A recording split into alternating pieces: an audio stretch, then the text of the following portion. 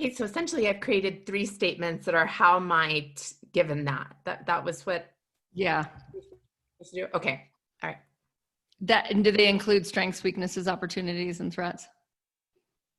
Well, I didn't actually write them down, but I pulled from that. But should I actually log that in? Okay. Oh no, you don't have to put that. That's what it is. Although it can be helpful just to put the symbol in there of OT as W. But no. So you have your 3 sentences. What's your? Give me your best one. How might I launch this online program given that I've got a whole group of people behind me wanting me to do so? What's the issue? Time management. Okay, so where is that issue showing up in that strategy? Just, I mean, my lack of, I think, really working with my time very well. Do you have that in your weaknesses yet? Is that written down in your weakness? So in your highlighted. Well, it's got to be built into the strategy. So we have a weakness in time management. Do you also have a weakness in project management? Yes, but I don't have that written down. Okay. Anywhere? Did it come up anywhere in the last day? No. What? My weakness in project management? Mm-hmm. In time management? Oh, it comes up all the time. Great. So that's got to be down there. So that's why we do the weaknesses is we want to make sure we have to account for the weaknesses that could undermine the strategy. Okay. We have to. And then we have to bake those into the strategy. Like you're baking a cake. Okay. I baked, what did I bake? I baked a cake and I forgot eggs. This happened like a month ago. How do you think that came out? I made cookies and I forgot baking powder. I get it. Okay. So, right, like critical ingredient for a strategy. If we want to end up with a cake, we might want eggs, unless we're doing an eggless cake. For making cookies, we might want baking powder if we want the cookies to rise. They were these little chewy nuggets. So the strength is the community that you have. Yes. You've built a community, and the desired outcome is revenue, or is what? I don't know that revenue is like the main. I think it's just sharing good. What was our statement from people who share good information? Yep. Okay. And that's also a strength, is that you do know how to share good information. That's already a strength. Okay. What I'm looking for is a strength to overcome time management and project management. So, ability to learn. You can leverage your own ability to learn and add a new skill. Or, yeah, go ahead. Oh, absolutely. I mean, I think I can figure out time management, but I just need to prioritize it. Okay. So then there's also sometimes an opportunity, like COVID has created a lot of opportunities. For many people, the opportunity with COVID is time. Yeah. So you can marry that. You have more time to, I've got to turn this into a strength. So then the strategy here would be, how might I turn time management and project management into a strength, given that I have time. I have more time. Now we know what we're focusing on. We know what we're focusing our time on. Okay, we're focusing our time to becoming an ace in time management and project management. So then, now that if we have that as a strategy, then we can do is say like, okay, what needs to happen next for me to start to turn that into a strength? So I'll open the chat here. what are some ideas there? How might she then use time to do this? I can't see the chat.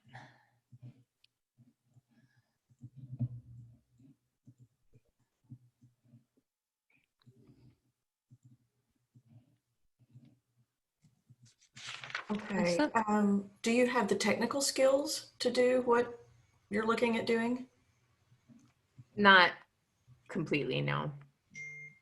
Okay, so that seems like a first step of maybe taking a course or in some way pursuing the knowledge that you need to create, is it a website or some sort of tool online?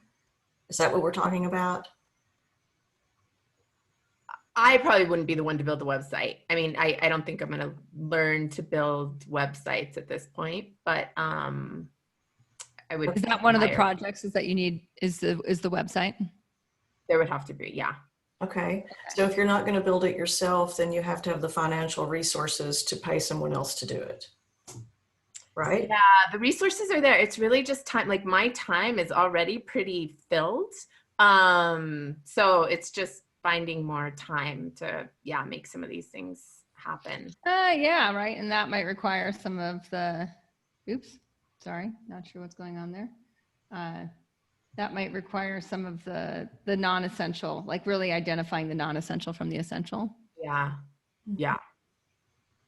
Absolutely. And some of the people I'm working with, I think to help them identify that too. I mean, that's one thing I was thinking about. Yeah, this one partner in particular who's got less time than I do. And I'm like, how are we going to make this happen? You know? Yeah. Okay. So there's, there's good books, resources, courses, et cetera, really specific to time management. Once we get here, we can kind of get into what you actually need to do in the next, and the way I look at it is seasonal. So like the next 3 to 4 months, like what are the outcomes of you making this into a strategy? What are some of the things? I know the website thing came in. I think the website is a different strategy than what we're talking about in this, which is what's going to happen as a result of time management and project management? What are the outcomes? More effective use of time, more strategy. What's the effect? What is the end result of you using your time more effectively? Oh, that I will be able to develop this course. Okay. And what's the result of developing the course? It's launched by the spring. Okay. And what is a successful launch? What's the outcome of a successful launch? Well, my like what has to happen or what I want to have happen. I said to have 54 people enrolled is my bottom line. That will make me happy. But enroll 54 people in X, whatever your name of the course is, by what's the date? Spring. So let's say April 2021. April. Okay. April 1st or 31st, or how many days in April? 30. By the end or the beginning? Beginning. Okay. By April 1st, 2021. Okay. So now we have an idea of why the project management and the time management, because now we know the outcome. Now we can define winning or losing. Like if this happens or this doesn't happen, then okay. So we know what the project is going to have to organize because there's some things that are going to have to change for this to happen. What are some of the things that are going to need to happen for 54 people to be enrolled? Are they doing it for free or are they paying? They'll pay. And how much are they paying? That hasn't been determined yet. Okay. Does that affect the 54? I would assume so, yes. Okay. I mean, probably. Okay. Do you want to just define it now? Sometimes it helps to define it just so you know if it's right or wrong. Okay, 2,600. Okay, so 54 people at 2,600. 2,700. 2,700. Okay, so at 2,700. Okay. Now we have more clear parameters of the project. So we still have the weakness of time management and project management, but now we know why those are important because we have a project to manage. We need 54 people enrolled at 2,700 by April 1st. Mm-hmm. So then we might, what are the biggest things that are going to need to happen to make that happen? That you're aware, like if you don't do that, it's just not going to happen. 54 people aren't going to be enrolled. Well, I guess advertising it, just getting it put out to these communities that it's going to be available. Okay. But we have the communities, we just have to put it out there. Okay. Anything else? Well, I guess the learning of a project management tool would need to happen. Yeah, but I want to also like, what's the project that we're managing? The project we're managing is 54 people getting in, the advertising of it, and what else? Are you creating curriculum? Creating curriculum, yes. But I feel like more just the structure definitely needs to happen, and we'll probably create a lot of the curriculum as we go. But that's a project. Because project management doesn't need to be done unless there's a project to manage. So it's what are you going to use the project management tool for? Okay. Creating the curriculum. And this is what it's for. So that's why that all needs to be down there. So you're really clear when you open your project management tool. You have an advertising project, you have a curriculum project. Okay. And then it might make sense to take the course so you know how, what you're directly applying it to. The course might just be like going to Asana. People really like Asana. And I don't know if it's asana.com, but it's something like that. And just watching their how to start projects and then start to organize, if you're doing it with a partner, for you two to get in there and organize all the things that need to happen and put due dates on them and start to get them done. I mean, that's sort of. And find the time. Yeah. Okay. Yeah. So once you kind of scope that out, to then what needs to not happen. Okay. Right. What's non-essential, because this is more essential. Mm-hmm. Okay. And maybe going through that, like really defining will help my partner especially make some decisions around, like, because at that point, maybe she will say like, okay, my other things are more essential than this at this point, and I can't, because I feel like she especially has to like give some things up. Okay, great. And so you might be really clear on, as you're scoping the project, of like how much time is in there and whether or not she can, yeah. And so it's, I would kind of look at it like from this, is it like, it looks like we're each going to need to put in 15 hours a week to partner on this to get it done and get to the point, like, is like, do you agree with that? Like, given the scope of what we just looked at, and if she says yes, and it's like, can you make that happen? Starting when? And this is where specifics really matter. Because you're more or less at that point, you're managing yourself, but you're also managing each other on deliverables of like what needs to be done by when for a good partnership, right? Those deliverables are specified. Okay. And then there's some if then statements like, if at some point you're not doing that, then what are we going to do? Given that it's a red flag right now. And so I would put that under weakness too, given that your partner might not follow through, right? That's a critical issue. Is everyone hearing that? Suzanne's nodding her head. Terry's like giving us some big nods. Partner might not follow through.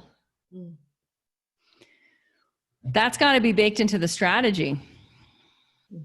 If this is going to happen, if 54 people are going to be enrolled by April 1st,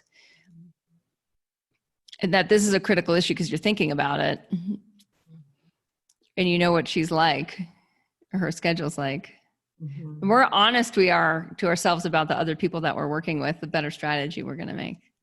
Certain people I have found, I have overestimated their capability thinking they would rise to the challenge. Because why? Because I rise to challenges.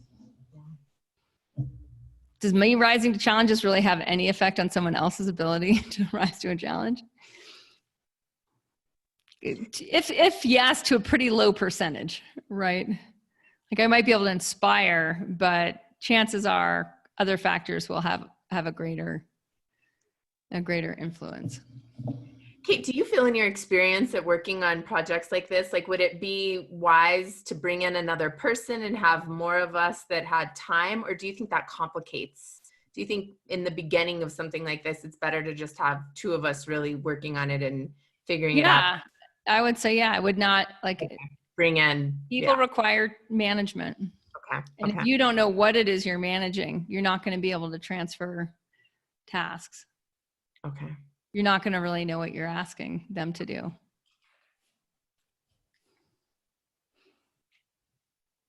Now, there's other things. There's other parts of strategy in here. Like there might be, given that, like, I don't really know how much time she has to put towards this. And the reason you might, she has a network. Is that her strength that she's bringing? What is she bringing? Oh, somebody else is bringing the network. High level skill. She's an amazing teacher. She doesn't have a network, but she's a teacher. What's her name? Ivy. So Ivy's teaching skills. Mm-hmm. So then she might not be a good partner. If she's not bringing a network, I would be very hesitant to bring someone in as a partner that didn't have a network. Because if all it is a few hours of them teaching that you really need, and they don't have the business skills, the time management skills, they're already busy and they're not bringing customers to the table. I just hire them at X amount of dollars an hour to teach the thing. Partnering with people because they have networks is usually a good idea. If people are bringing customers, they can make very good partners. Or you can buy customers from people's networks as well. So you don't necessarily need to. I don't think we've got plenty of people. Like the networks are taken care of. Okay. So then I would just pay her. Okay. So I would ask her like, hey, if I paid you, just make her an offer, X amount of dollars to teach. Here's the curriculum, and you can co-create the curriculum, but I might just start with a time block. Mm-hmm. How many hours do you think you want her to teach? Well, throughout the whole course, yep, quite a bit. Which it means 4 hours a month, like an hour a week, 4 hours a week. I mean, it would probably be, if we're co-creating curriculum and teaching simultaneously, it's probably going to be, 5 hours a week, 6 hours a week. So I would look at how can you bring that down to min spec, her part down to min spec, and see what the going rate for those skills are in teaching. And I hate to say this, you guys, but teachers it's not an expensive commodity. It's not an expensive commodity. Right? Yeah. We don't want to overvalue. Yeah. We don't want to overvalue it if like someone else could bring that as it's a commodity in a sense, or it's a service. We want to find what is like the competitive pricing on that rather than the emotional pricing on that. And then just actually have an idea if that's what the person's bringing to the table, then that's what they should be remunerated for, especially because they have a weakness in time and project management too. Yeah. The communities that we have like her. So it's like, we've kind of been the two chosen by these communities. Okay, great. So then then that's a value in that, and she has reputation and name recognition. So that increases her value to that. Can I ask a question about her time and financial investment she's already put into this? Because you know yours and we know yours and all that, but into the 54 people in it. So yeah, when you answer that question, it's into the 54 people at 2,700. What has she already contributed? An equal amount to me. An equal, yeah. Which is what? Well, which is basically, we're just still having a lot of conversations about it. We haven't necessarily started creating the curriculum yet. Okay. So she has a limited amount of time. This might sound really good to her. Now, I'm also wondering how much you need to co-create curriculum versus she has her parts of the curriculum and you have your parts of the curriculum, and some things you do together. Oh, absolutely. Yes. So that's what you're going to need to define That's what Okay. you're going to need to define first. So all of this is like really scoping the problem that you're solving. And it's bringing up a whole bunch of other critical issues of like, oh, I actually need, in this, I need to define what is the, what is some of your strength and your weakness here? Because there might be a weakness in like just how partnerships, joint ventures, or hiring people to do things. Absolutely. Yeah. How that works. And then we would incorporate that. Again, we just incorporate that into the strategy of like, oh, I'm going to use this project to turn this into a strength. Okay. Yeah. Because it could become a strength. Absolutely. Yeah, absolutely. Yeah. And it could be a huge relief to her that she's like, oh, you're creating the outline for her of like, these are the things that we need you to teach. Get a bid from her. Like, what would you be willing to do that at if I take care of all this other stuff and make it happen so you can just show up and teach. Mm-hmm. Okay. Has anyone ever wasted a lot of time in a collaboration because like you spent honestly like more time planning than executing? Like, and not planning in a good way, but just like talking and figuring things out in a more casual. Alex was giving me a smile on that one. I'm glad someone resonates with that.